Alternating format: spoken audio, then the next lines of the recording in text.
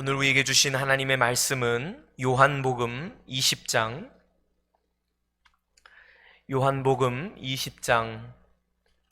11절에서 18절 말씀입니다.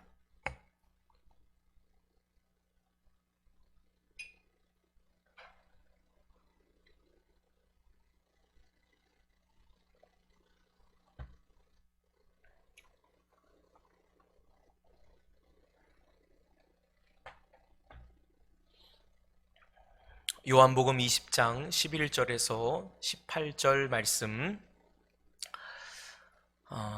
신약성경 183쪽입니다. 우리 한 목소리로 다 같이 읽겠습니다. 시작.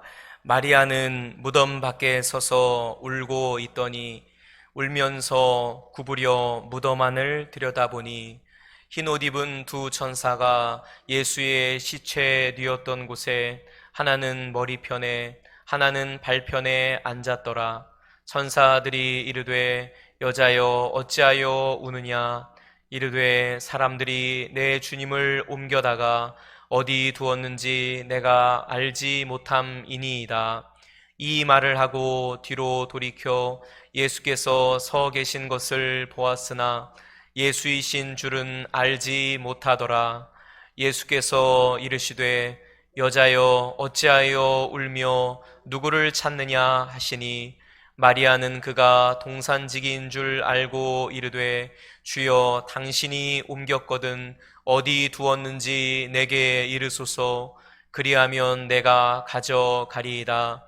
예수께서 마리아야 하시거늘 마리아가 돌이켜 히브리 말로 라보니 하니 이는 선생님이라는 말이라. 예수께서 이르시되 나를 붙들지 말라. 내가 아직 아버지께로 올라가지 아니하였노라. 너는 내 형제들에게 가서 이르되 내가 내 아버지 곧 너희 아버지 내 하나님 곧 너희 하나님께로 올라간다 하라 하시니 막달라 마리아가 가서 제자들에게 내가 주를 보았다 하고 또 주께서 자기에게 이렇게 말씀하셨다 이르니라. 아멘. 이는 살아계신 하나님의 말씀입니다. 오늘 말씀의 제목은 부활을 만난 사람들, 부활을 만난 사람들. 오늘 첫 번째로 마리아 편 말씀을 함께 나누고자 합니다. 오늘도 영상을 통해 하나님을 예배하는 사랑하는 모든 성도님들 주님의 이름으로 축복합니다. 부활이요 생명이신 주님의 사랑과 은혜가 여러분들과 여러분들의 가정과 여러분들의 삶 가운데 함께 하시기를 간절히 축원합니다. 한번 같이 서로 인사할까요? 우리 같이 옆에 계신 분들이 있다면 우리 주님의 이름으로 사랑합니다, 축복합니다 인사하시기 바랍니다. 주님의 이름으로 사랑합니다. 주님의 이름으로 축복합니다. 주님의 이름으로 사랑합니다. 오늘부터 주중 예배와 또 주일 예배, 우리가 예배 때마다 부활을 만난 사람들, 부활을 만난 사람들이란 주제로 함께 시리즈로 말씀을 나누고자 합니다. 성경에는 예수님의 부활을 직접 경험했던 믿음의 사람들이 소개되고 있지요. 예수님의 부활 소식을 기쁨으로 전해받은 증인들이 있어요. 그 이야기들을 하나하나 예배 때마다 우리가 함께 나누게 될 터인데, 여러분들이 이 말씀을 듣는 가운데 정말 이런 소망을 가졌으면 좋겠어요. 나도 부활의 주님을 만나고 싶다. 이미 여러분들 안에 부활하신 예수님이 성령으로 역사하시는 줄 믿습니다. 오늘 말씀을 통해서 여러분들이 그 부활하신 예수님을 더욱 똑바로 보고 경험하고 만나는 역사가 있게 되기를 주님의 이름으로 축원합니다. 계속해서 여러분들에게 말씀드리는 것이 기독교 신앙은요, 내가 주님께로 가는 것이 아니라 내가 주님께로 가는 줄 알았는데 그게 아니었어요. 주님이 저와 여러분들을 아무런 자격도 없는, 볼품없는 죄인이었던 나를 직접 찾아와 만나주십니다. 오늘 이 말씀을 듣는 가운데, 오늘 예배하는 가운데 주님의 방문이 있기를 축원합니다. 주님이 여러분들에게 직접 들려주시는 음성이 있기를 간절히 축원합니다. 부활하신 예수님을요, 가장 먼저 만난 사람이 있었어요. 그게 누군 줄 아십니까? 오늘 본문에 나와 있는 한 여인입니다. 우리가 잘 알고 있는 예수님의 어머니 마리아가 아니고요, 막달라 마리아였습니다. 우리는 보통 예수님의 부활을 예수님의 수제자였던 베드로나 사도 요한이나 다른 제자들이 아닐까 이렇게 추측을 합니다.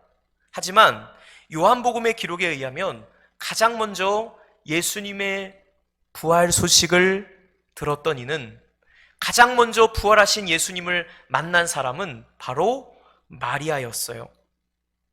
이 성경 시대만 해도요, 남존여비 사상, 남자를 존귀하게 여기고 여자를 비천하게 여기는 그런 세계관의 그 사상이 있었어요.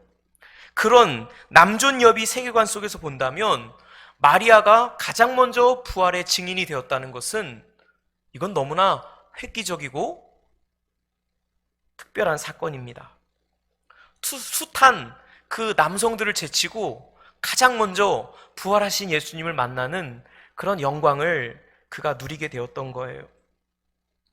오늘 우리가 읽은 본문에 보게 되면 바로 그 마리아와 예수님이 재회하는 장면이 나오는데요, 얼마나 여러분 이 장면이 영화 같은 한 장면인지 몰라요. 사실은요, 이 말씀을 제가 여러 번 그동안 읽어왔지만 이 말씀에 정말 깊이 있게 제가 은혜를 못 받았던 것 같아요. 그냥 마리아가 주님을 만났나 보다, 그렇게 대면 읽고 넘어갔는데요, 오늘 이 말씀을 준비하면서요, 정말 이 말씀이 깨달아지고 주님께서요, 저에게 이 말씀을 열어주실 때 얼마나 이 이야기가, 오늘 이 본문의 증거가 우리에게 감동을 주고 교훈을 주고 은혜가 되는지 모릅니다. 오늘 말씀을 듣는 여러분들에게도 그 감동이 고스란히 전해질 수 있으면 참 좋겠습니다. 11절에 막달라 마리아가 무덤에서 울고 있는 장면으로 이야기가 시작이 됩니다. 예수님이 십자가에 죽으신 날이 성금요일, 금요일이었죠. 그리고 토요일은 유대인의 안식일이었어요. 유대인의 안식일에는 유대인이라면 절대로 밖에 나가거나 움직여서는 안 되는 날이었기 때문에 예수님의 무덤을 찾아갈 수가 없었어요. 그래서 요한복음 20장 1절의 말씀 보게 되면 안식 후 첫날, 그러니 오늘 우리 시간으로 말하자면 무슨 요일이에요? 일요일이 아니라 주일이죠. 그죠? 금, 토, 주. 그러니까 예수님이 금요일 날 십자가에 죽으시고 3일 만인 주일에 새벽 즈음에 예수님이 부활하신 거예요. 여러분, 사실 우리 이 주일은요, 사실 매주일이 부활절이 되는 것이죠. 오늘날로 말하면 주일 새벽에 이 막달라 마리아가요, 무덤으로 향해 달려갑니다. 무덤으로 달려가는 거예요. 예수님을 보기 위해서요. 예수님을 기념하기 위해서요. 그랬는데 무덤에 와보니까요, 황당한 일이 벌어진 거예요. 원래 장사를 지내면 그 무덤을 돌문으로 막게 되어 있지 않습니까? 요한복음 11장에도 죽은 나사로를 예수님이 살리실 때 어떻게 말씀하세요? 돌을 옮겨 놓으라 그렇게 말씀하시죠? 근데 웬일인지 마리아가 이른 새벽에, 어두컴컴한 이른 새벽에 예수님의 무덤가에 와보니까 돌이 옮겨져 있는 거예요. 그리고 예수님의 시신이 보이지 않는 거예요. 주님이 보이지 않는 거예요. 그러니까 마리아가 깜짝 놀라가지고 헐레벌떡 달려가 이 사실을 제자들에게 알리게 돼요. 큰일 났습니다. 여러분들, 우리 주님이 지금 없어졌어요. 무덤에 지금 돌이 굴려져 있고요. 옮겨져 있고요. 예수님의 시신이 보이지가 않습니다. 빨리 가보세요. 그제서야 제자들이 헐레벌떡 베드로와 요한이 달리기를 시작하는 거예요. 예수님의 무덤을 향하여 달려가기를 시작합니다. 정말 그녀의 말처럼 돌이 옮겨져 있었고 예수님은 온데간데 없는 거예요. 벌써 예수님의 시신이 사라졌던 거예요. 그들은 아직 예수님이 죽은 자 가운데서 다시 살아나심을 알지 못했습니다. 즉 그들은 꿈에도 예수님이 다시 사실 거라는 것을 일도 짐작하지 못했던 거예요. 제자들은 예수님의 시신이 없어졌다는 사실에 대해서 정말 이상하리만큼 무감각한 모습을 우리에게 보여줍니다.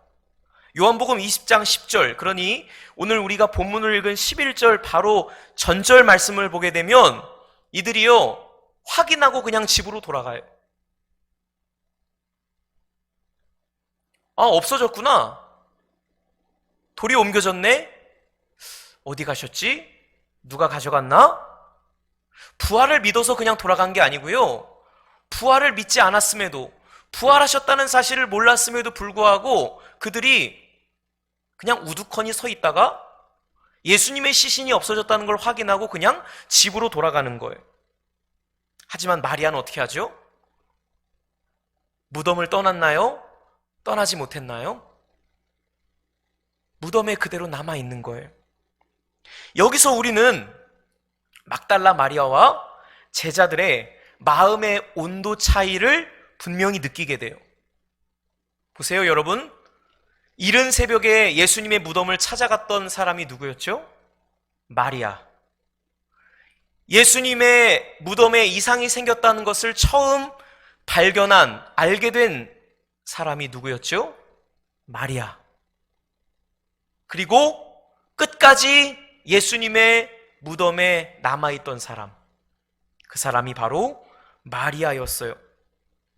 마리아에 비해 제자들은 어떻습니까? 마리아가 예수님의 시신이 없어졌다고 하니까 그제서야 헐레벌떡 찾아가서 예수님의 시신이 없다는 걸 확인하고 에라 모르겠다, 그냥 집으로 가자, 그렇게 돌아가 버린 거예요. 정말이지 어떻게 이렇게 무심할 수가 있을까요? 적어도 여러분, 예수님께 받은 사랑을 기억하자면 비록 죽었다 손 치더라도, 예수님이 부활하신 것이 아니라 죽었다 손 치더라도 이러면 안 되는 거 아니에요? 적어도 3년 반 동안을 동거동록하며 지내온 정이 있잖아요. 어떻게 이렇게 태어날까요? 그래서 제가 이 말씀을 가만히 묵상하면서 남자들이 무심한 게 원래부터 있었던 거구나. 저는 저만 무심한 줄 알았는데 이게 위로가 되더라고요. 이 베드로와 사도 요한도 정말 한 무심하는 거예요. 제가 이래봬도 굉장히 무심하거든요. 안 그러려고 하는데, 안 무심하고 싶은데 천성이 그런가 봐요. 저희 부모님이나 또 선배 목사님들이나 저희 동기 친구들이나 늘 연락이 오거나 또 만나게 되면 하는 얘기가 있어요. 야, 연락 좀 하고 살자. 너 왜 이렇게 전화를 안 하니? 전화기는 폼으로 들고 다니냐? 그런 이야기를 자주 들어요. 그러면 저는 속으로 이렇게 생각해요. 생각을 안 하는 건 아닌데 손이 잘 안 간다고. 여러분 그런 게 있잖아요. 마음은 있는데 생각은 하고 있는데 이게 잘 연락이 안 되는 거예요. 아마 저처럼 성도들에게 연락 안 하는 목사도 드물 것입니다. 그런 점에서요, 제가 여러분들에게 항상 미안한 마음을 가지고 있어요. 늘 마음에 다짐하거든요. 연락 좀 자주 하고 또 찾아가고 좀 이렇게 표현을 해야 알잖아요. 그죠? 이 시간을 빌어서 여러분들이 만약에 제가 무심해 보여서 그것 때문에 상처받은 일이 있거들랑 심심한 사과의 말씀을 드립니다. 생각을 안 하는 건 아니거든요. 마음이 없는 건 아닌데 이게 연락하는 게 이게 잘 이렇게 마음을 굳게 먹어야지만 이게 연락이 되는 거예요. 글쎄요, 시간이 지나면 좀 나아질는지는 모르겠습니다만 어쨌든 그래요. 본문을 보니까는 이 예수님의 제자들도 정말 이렇게 무심할 수가 없어요. 여러분 보세요. 마리아하고 얼마나 비교돼요. 이른 새벽부터 가서 예수님이 없다는 사실을 알리고 또 예수님이 없어졌다는 사실 때문에 그렇게 노심초사하며 통곡하며 우는 마리아에 비하여 천하태평한 제자들, 마리아만이 홀로 외로이 무덤가에 남았습니다. 11절에 마리아는 더 이상 이 마음속의 슬픔을 주체하지 못하고 울음을 터뜨리고 맙니다. 원문에 마리아가 울었다, 울고 있다라고 하는 이 표현을 보게 되면 그냥 훌쩍훌쩍거리는 그런 울음이 아니고요, 대성통곡하는, 곡하는 그런 울음이었습니다. 주체할 수 없는 눈물이, 주체할 수 없는 통곡이 터져나오기 시작했던 거예요. 여러분, 그녀는요, 심령이 가난한 자의 복을 받은 사람이에요. 마리아는요, 바로 애통하는 자였어요.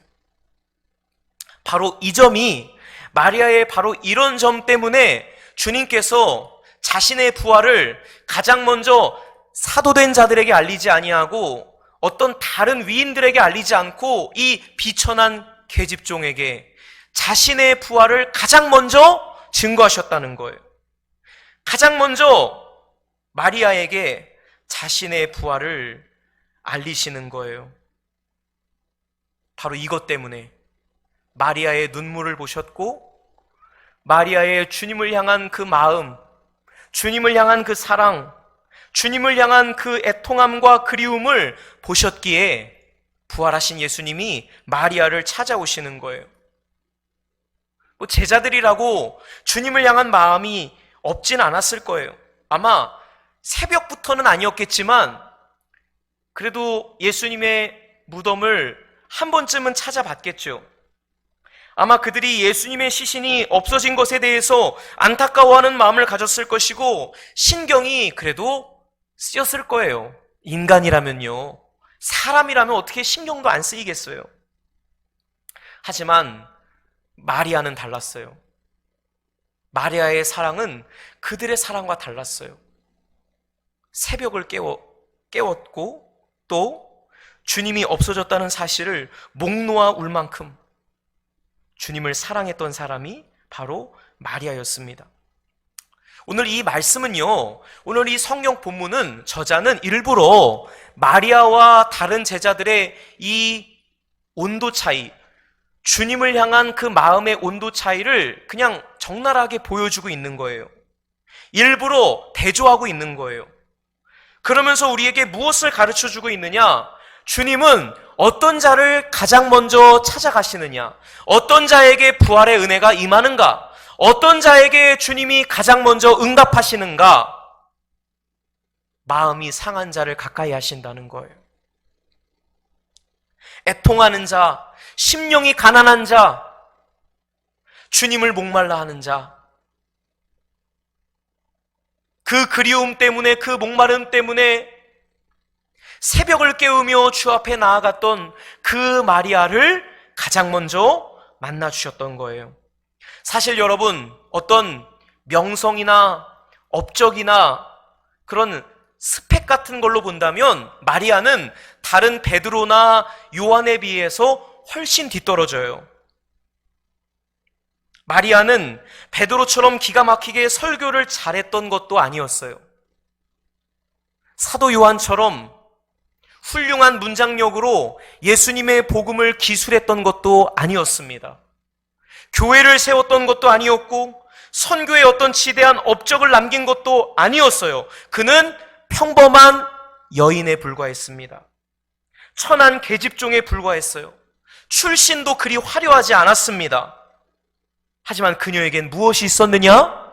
바로 주님을 향한 눈물이 있었어요. 그는 눈물로 예수님의 발을 적셨던 사람이었어요. 요한복음 12장에 향유로 예수님의 장례를 준비했던 것도 제자들이 아니었고 막달라 마리아였습니다. 또한 제자들이 예수님을 부인하며 도망갔던 그 자리에 끝까지 남아서 예수님의 그 십자가의 곁을 눈물로 지켰던 자가 바로 마리아였습니다. 저는 상상을 해봐요. 천국에 가면 우리가 천국에 올라가잖아요. 그러면 성경에 뭐 아브라함이니 모세니 베드로니 믿음의 선배들을 만날 거 아닙니까? 그런데 천국에 가면 눈이 퉁퉁 부어있는 두 사람을 만나게 될 거예요. 퀴즈, 여러분. 눈이 퉁퉁 부어있는 두 사람 누굴까요? 구약의 예레미야와 신약의 마리아입니다. 구약의 눈물의 선지자 예레미야가 있었다면 여러분 신약에서 가장 많이 울고 있는 사람은 누구냐? 바로 마리아입니다. 저는 생각합니다. 아마 마리아는 퉁퉁 부은 눈으로 우리를 반가이 영접할 거예요. 신약에서요 그녀처럼 많이 울고 있는 사람이 없어요. 늘 여러분 마리아를 보세요. 늘 울고 있어요. 여러분 모두에게 이러한 애통하는 자의 축복이 있기를 바랍니다. 아까도 말씀드렸던 것처럼 저는 무심하기가 짝이 없는 사람이라 피도 눈물도 없었던 사람이었어요. 정말 저는 여러분들에게 감히 말씀드릴 수 있는 건 제가 주님을 만나기 이전에는요 정말 바늘로 찔러도 피도 눈물도 안 나왔던 그런 무정한 사람이었어요. 그런데 제가 주님을 만나고요 저는요 울보가 되었어요. 제가 원래 이렇게 눈물을 많이 흘렸던 사람이 눈물이 많았던 사람이 아니었거든요. 그런데 지금은 여러분들도 아시잖아요. 예배하다가도 울고 찬양하다가도 울고 기도하다가도 울고 그 누구도 주님의 뜨거운 사랑 앞에 장사는 없습니다. 그 주님의 뜨거운 우리를 향한 그 말할 수 없는 은혜와 사랑 앞에 우리는 눈물쟁이가 될 수밖에 없는 거예요. 여러분 마리아의 영성은 눈물의 영성이었어요. 애통하는 자는 복이 있나니. 또한 여러분 마리아의 영성은 새벽의 영성이었습니다. 새벽을 깨웠던 주님을 향한 그 간절함.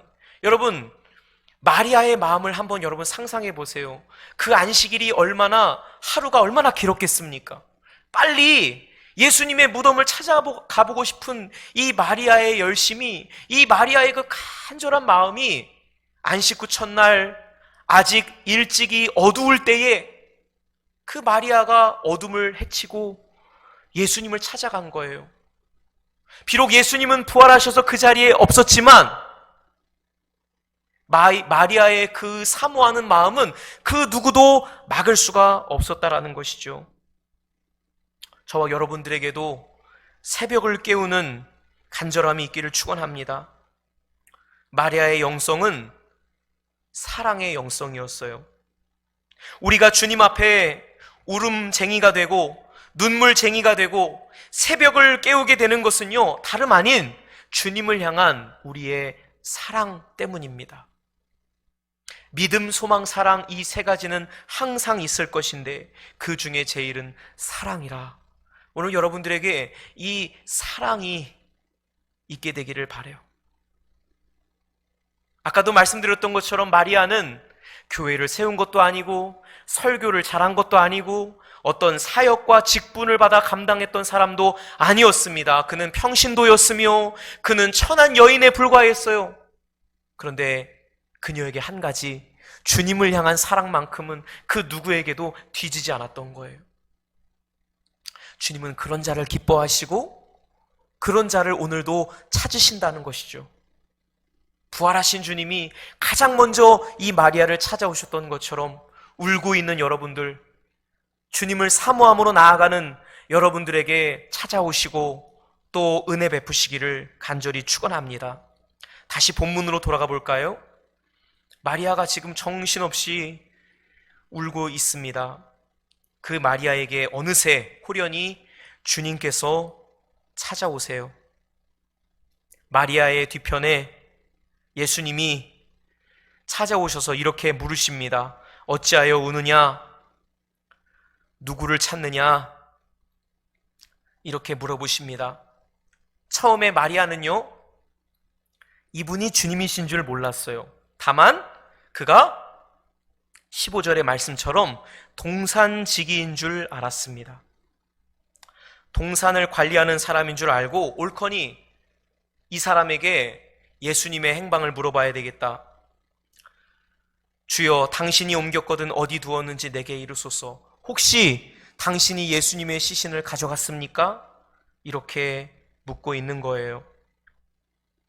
마리아가 예수님을 알아차리지 못하자 예수님께서 어떻게 하십니까? 자기를 밝혀주세요.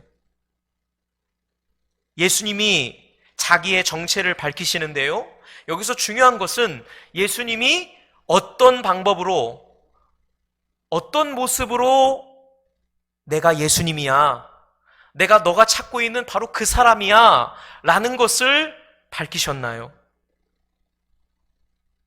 예수님은 한 가지 방법을 사용하십니다. 그것은 바로 16절이에요.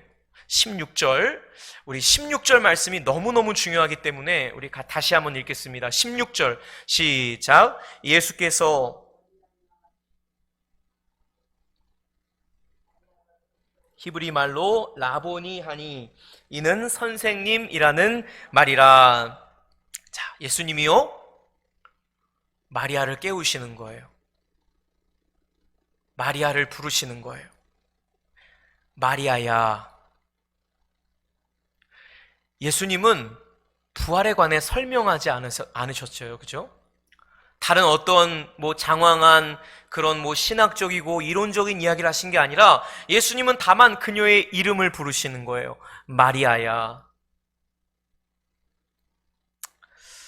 여러분, 이 마리아야 라고 하는 이 한마디에 마리아가 돌이켜 주님을 보게 되는 거예요.